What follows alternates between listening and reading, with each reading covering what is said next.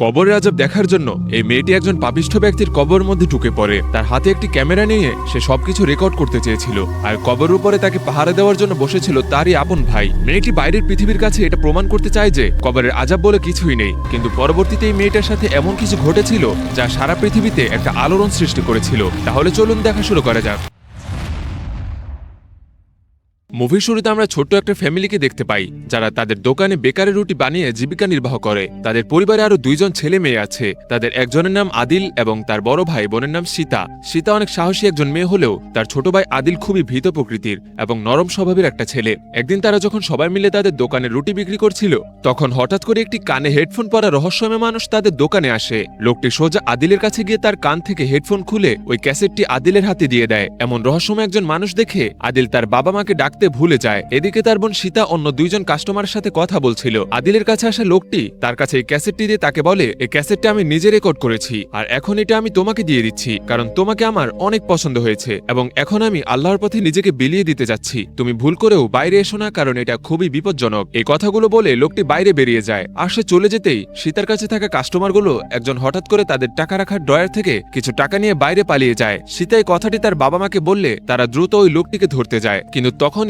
সীতা এবং আদিল দেখতে পায় বাইরে বিরাট একটা বিস্ফোরণ হলো, আর সেই বিস্ফোরণে তাদের বাবা মা উড়ে গিয়ে দূরে গিয়ে পড়লো। এই প্রচন্ড বিস্ফোরণের ফলে সীতার মা বাবা এবং সেখানে থাকা আরো অনেকে মারা গিয়েছিল। পুলিশ তাদের দুই ভাই বোনকে থানায় নিয়ে আসে তাদেরকে জিজ্ঞাসাবাদ করার জন্য, কিন্তু সেখানে আদিল এবং তার সাথে ঘটে যাওয়া সব কথা বলতে গেলেও সীতা তাকে নিষেধ করে এবং তারপর তাকে বাইরে নিয়ে চলে যায়। তারপর সে তার ভাইকে নিয়ে একটা রেডিওর সামনে আসে এবং তার হাতে থাকা ক্যাসেটটি সেখানে ভরে দিয়ে তারা যা শুনতে পায় তা শুনে তারা দুজনেই অবাক হয়ে যায় এবং এরপর থেকেই তাদের জীবন পুরো পাল্টে যায়। তারা রেডিওতে শুনতে পায় কোনো অদ্ভুত অলৌকিক শব্দ, একজন মানুষকে প্রচন্ড মারছে এবং তাকে জিজ্ঞেস করছে, মান রব্বুকা, অর্থাৎ তোমার রবকে। লোকটি যখন এই প্রশ্নের উত্তর দিতে পারে না, তখন আশেপাশে থাকা আরো অলৌকিক কোনো জিনিস তাকে মারতে থাকে। তারপর সে তাকে আবারও জিজ্ঞেস করে, মান দিনুকা, অর্থাৎ তোমার ধর্ম কি ছিল। এই প্রশ্নের উত্তরও দিতে না পারলে তারা আবারও তাকে প্রচন্ড মারতে শুরু করে। তারা দুই ভাই বোন ওই রেডিওতে ব্যক্তির প্রচন্ড চিৎকার শুনতে পায়। এরপর ওই অলৌকিক শব্দ ওই লোকটিকে আবারও প্রশ্ন করে, মান নাবিয়ুকা, অর্থাৎ তোমার নবী কে ছিল। কিন্তু এই প্রশ্নের উত্তরও দিতে না পারলে ওই লোকটিকে আবারও মারা হয়। এই রেকর্ডিং শুনে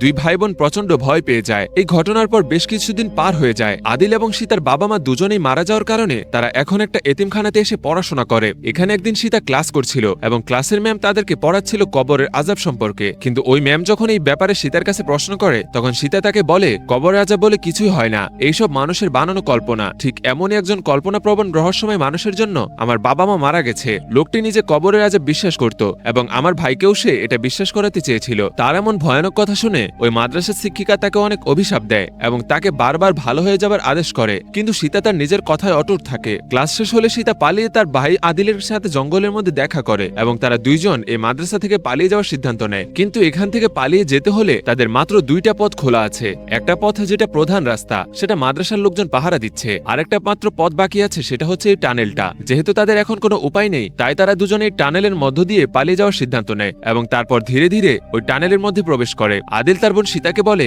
মাদ্রাসার ছেলেরা বলা বলি করতো এই টানেলের মধ্যে নাকি মাদ্রাসার একটা ছেলের আত্মা বাস করে আর সে সবাইকে খেয়ে ফেলে। কিন্তু সীতা অনেক সাহসী একজন মেয়ে ছিল, তাই সে তার ভাই আদিলের কোনো কথা বিশ্বাস করে না এবং তারা দুইজন সামনের দিকে এগিয়ে যায়। যেতে যেতে সীতা কিছুটা পথ এগিয়ে গিয়েছিল, কিন্তু হঠাৎ করেই আদিলের হাতে থাকা টর্চ লাইটটা নিভে যায় আর তারা দুজন ভয়ঙ্কর অন্ধকারের মধ্য দিয়ে পথ চলতে শুরু করে। তাদের এই টানেলের মধ্যে নিঃশ্বাস নিতে অনেক কষ্ট হচ্ছিল, কিন্তু সীতা হঠাৎ করে পিছনে তার ভাইয়ের আসার কোনো শব্দ শুনতে পায় না। আর তারপরে সে তার সামনে একটা ছেলেকে বসে থাকতে দেখে। সে মনে করে এটা তার ভাই আদিল, তাই তাকে উঠাতে গেলেই সেই ছেলেটা ভয়ঙ্কর একটা চেহারায় রূপ নেয় এবং তাকে খেয়ে ফেলতে ছুটে আসে। আসলে এটাই সেই মাদ্রাসার ছেলে ইসমাইলের আত্মা, যে বহুকাল আগে মারা গেছে। তাকে দেখে সীতা দৌড়ে আবারও পিছনে মাদ্রাসার দিকে চলে আসে আর বাইরে এসে সে সবাইকে দাঁড়িয়ে থাকতে দেখে, অর্থাৎ তারা দুজনেই ধরা পড়ে গেছে। সীতা যেহেতু এখন একজন অবিশ্বাসী একটা মেয়ে, তাই মাদ্রাসার একজন শিক্ষিকা তাকে সাদা কাপড় খুলে লাল হিজাব পরিয়ে দেয়, অর্থাৎ সে এখন অবিশ্বাসীদের কাতারে, অর্থাৎ সে জাহান্নামীদের কাতারে। এরপর সীতা তার বেশ কয়েকজন বান্ধবীদের সাথে সকালবেলা পড়তে যাচ্ছিল, আর যাওয়ার সময় সে একটা কালো গাড়িতে করে একজন লোককে আসতে দেখে। এই লোকই মূলত এই মাদ্রাসার প্রতিষ্ঠাতা এবং সে এটাকে দেখাশোনা করে। কিছুক্ষণ পর রাতের বেলা যখন সীতা একটা রুমের মধ্যে পড়ছিল, তখন সে বাইরে দেখতে পায় তাদের প্রধান শিক্ষিকা উমাইয়া নামের একজন ম্যামকে ডাকছে। তাকে এভাবে কোথাও চলে যেতে দেখে সীতা বাইরে বেরিয়ে আসে, কিন্তু সে তাদের কথোপকথন শুনে বুঝতে পারে আজকে ওই কালো গাড়িতে আসা লোকটি মাদ্রাসার কোনো ছেলেকে সাথে নিয়ে মজা করবে, আর এটা সে প্রতিনিয়তই করে থাকে। থাকে। তাদের ম্যাম উমাইয়া প্রধান শিক্ষিকাকে বলে, আমরা কোনো প্রতিবাদ করিনি বলে ইসমাইলকে তারা ওইসব বাজে কাজ করার সময় মেরে ফেলেছে। আমি চাই না আর কোনো বাচ্চা ছেলের সাথে সে মজা করুক এবং আমি এখনই গিয়ে প্রতিবাদ করব। কিন্তু ওই শিক্ষিকা তাকে অনেক কষ্টে বোঝায় এবং তাকে ফিরে আসার কথা বলে। সীতা বুঝতে পারে সে আজকে ওই টানেলের মধ্যে যাকে দেখতে পেয়েছে তাকে ওই লোকটি মেরে ফেলেছিল, তাই সে কৌতূহল বশত দেখতে যায় তারা আজকে কাকে নিয়ে যাচ্ছে। কিন্তু সেখানে পৌঁছে সে দেখতে পায় ভিতরে তারই ভাই আদিল বসে আছে, অর্থাৎ আজকে ওই লোকটি তার সাথে খারাপ কোনো কাজ করবে। এটা দেখে সে দ্রুত আদিলকে বাঁচাতে যায়, কিন্তু ওই লোকটির একজন বডিগার্ড সীতাকে বাইরে পাঠিয়ে দেয় এবং তাকে ধরে নিয়ে গিয়ে একটা রুমের মধ্যে বন্দী করে রাখে। সীতা ওই রুম থেকে বের হওয়ার জন্য অনেক চেষ্টা করে। সে তার হিজাব খুলে একটা কাঠের সাথে বেঁধে সেটা ভেঙে ফেলার চেষ্টা করে, কিন্তু এর কারণে তার হাতের একটা নখ সম্পূর্ণ উপড়ে যায়, কিন্তু তারপরেও সে থামে না। অবশেষে সে ওটা ভেঙে ফেলতে পারে। পালিয়ে যাওয়ার সময় সে উমাইয়াকে তার সামনে দেখতে পায়। উমাইয়া তাকে একটি পুটলিতে করে কিছু খাবার এবং কাপড় দিয়ে এখান থেকে পালিয়ে যেতে বলে। জঙ্গলের মধ্য দিয়ে যেতে যেতে সীতা তার সামনের ওই গাড়িটিকে দেখতে পায়। তারা ওই গাড়িতে করে তার ভাইকে নিয়ে চলে যাচ্ছিল।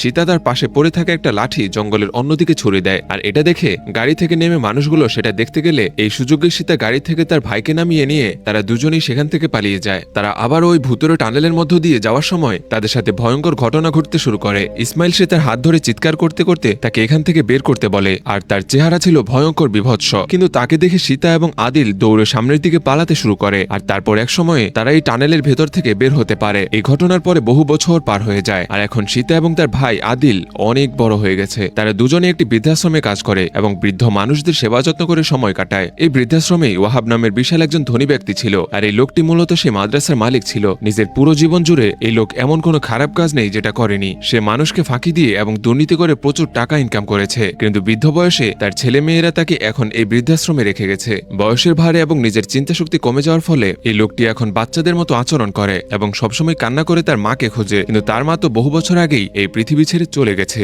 সীতার এই লোকটিকে দেখে খুব খারাপ লাগে, কারণ অবৈধভাবে হাজার হাজার কোটি টাকা ইনকাম করেও তাকে এখন এই বৃদ্ধাশ্রমে কাটাতে হচ্ছে। সীতা জানতো এই লোকটি ভয়ানক পাপিষ্ঠ একজন ব্যক্তি। লোকটির এই করুণ অবস্থা সীতা তার মোবাইলে ভিডিও করতে শুরু করে। সেই লোকের এমন আরো বেশ কিছু ভিডিও তার মোবাইলে ধারণ করে রেখেছে, কারণ তার বড় একটা প্ল্যান আছে, আর সেই প্ল্যান কি সেটা কিছুক্ষণের মধ্যেই জানতে পারবেন। সীতা নিজের ল্যাপটপে একটি ধর্মীয় আলোচনার অনুষ্ঠান দেখছিল। তার সেখানে সে জানতে পারে মানুষ যখন মারা যায় তখন তাদের কবরে একজন ফেরেশতা আসে এবং সে সবাইকে 3টি প্রশ্ন করে। যদিও ব্যক্তি প্রচন্ড ভালো মানুষ এবং আল্লাহর উপর বিশ্বাস রাখে তাহলে সেই 3টি প্রশ্নের উত্তর দিতে পারে এবং তার কবর শান্তিতে পরিপূর্ণ হয়, কিন্তু যদি ওই ব্যক্তি 3টি প্রশ্নের উত্তর দিতে না পারে তাহলে তার কবর আযাব শুরু হয় এবং সে ভয়ঙ্কর কষ্ট পায়। এগুলো দেখেই সে প্ল্যান করে একদিন সে নিজেও এই অনুষ্ঠানে যোগ দিবে, কিন্তু ততদিনে তার হাতে অনেক প্রমাণ থাকবে যে কবরের আযাব বলে কিছুই হয় না। এদিকে আদিল ওই বৃদ্ধাশ্রমের একদম মৃত ব্যক্তিকে গোসল করাচ্ছিল। মাদ্রাসা থেকে পলায়নের পর সে এই বৃদ্ধাশ্রমেই কাজটি করে সময় কাটায়। লোকটিকে গোসল করানো হয়ে গেলে সে তাকে একটা কবরস্থানে নিয়ে গিয়ে সুন্দরভাবে কবর দিয়ে দেয়, আর সেখানে তার বোন সীতা দাঁড়িয়ে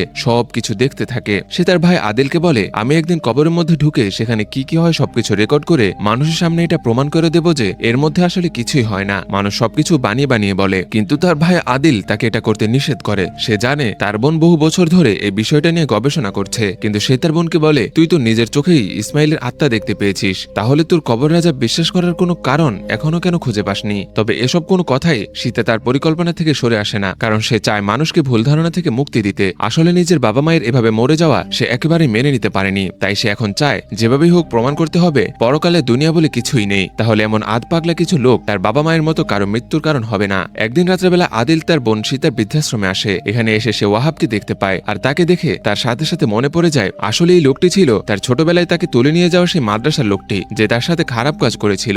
লোকটিকে দেখতে পেয়ে আদিল তাকে মেরে ফেলার চেষ্টা করে, কিন্তু তার বোন তাকে থামায়। তখন ওই লোকটি নিজেই বলে, আমি খুব খারাপ লোক এবং ভয়ঙ্কর একজন মানুষ ছিলাম, আর সেজন্যই আমার এই পৃথিবীতে বেঁচে থাকার কোনো অধিকার নেই। এটা বলে সে নিজেই নিজেকে একটা পিস্তল দিয়ে শেষ করে ফেলে। এরপর আদিল নিজেই সেই লোকটিকে গোসল করায় এবং তার শেষকৃত কাজের জন্য প্রস্তুত করায়। এটা করতে গিয়ে তার যখন ছোটবেলার কথা মনে পড়ে যাচ্ছিল তখন তার বমি পেতে শুরু করে, আর তারপরে তারা দুজন কবরস্থানে আসে এবং তাকে কবরে নামায়। সীতা তার গায়ের জামাটি খুলে শুধুমাত্র একটি গেঞ্জি পরে এবং নিজের ক্যামেরাটা নিয়ে কবরের মধ্যে নেমে পড়ে। আদিল তার বোন সীতাকে বলে যদি ভিতরে কোনো প্রবলেম হয় তাহলে সে যেন চিৎকার করে তাকে ডাক দেয়, সে পাশেই বসে থাকবে, আর যদি কোনো সমস্যা না হয় তাহলে সে তাকে পরদিন সকালবেলা নিজেই বের করবে। একথা শেষ হতেই আদিল তার বোনকে সহ উপরে ঢাকনা দিয়ে দেয়। ভিতরে অন্ধকার হয়ে যেতেই সীতা তার ক্যামেরাটি অন করে এবং সে সবকিছু রেকর্ড করতে শুরু করে, আর উপরে তার ভাই আদিল একটা হারিকেন চালিয়ে সীতার জন্য অপেক্ষা করতে থাকে। অপেক্ষা করতে করতে তার প্রচন্ড ক্লান্তি চলে আসছিল, আর এই কারণে সে প্রায় ঘুমিয়ে পড়তে যাচ্ছিল, কিন্তু তারই পিছনে দেখা যায় বিশাল বড় এবং ভয়ঙ্কর একটা সাপ ঘুরে বেড়াচ্ছে। সাপটা আদিলকে কামড়াতে গিয়েও তার থেকে সরে ধীরে ধীরে কবরের মধ্যে নেমে পড়ে।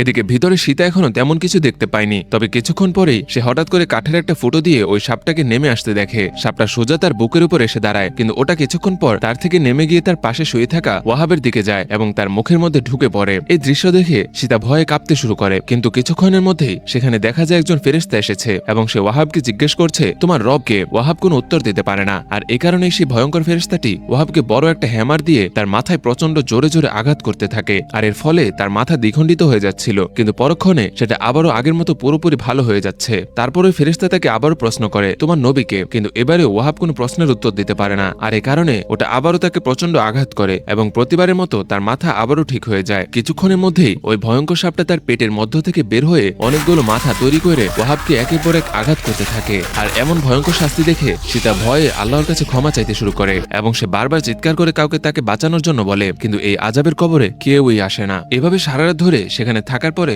হঠাৎ করে সীতা দেখতে পায় তার সামনে থেকে কাঠগুলো সরে গেছে আর তার ভাই আদিল তাকে ডাকছে, কিন্তু আদিলের চোখে মুখেও সেই সাপের আঘাত, অর্থাৎ ওই সাপটা তাকেও আঘাত করেছে। সীতা ওই কবর থেকে বের হয়ে আসে আর তারপর আমরা দেখতে পাই সে ওই টিভির প্রোগ্রামে গেছে।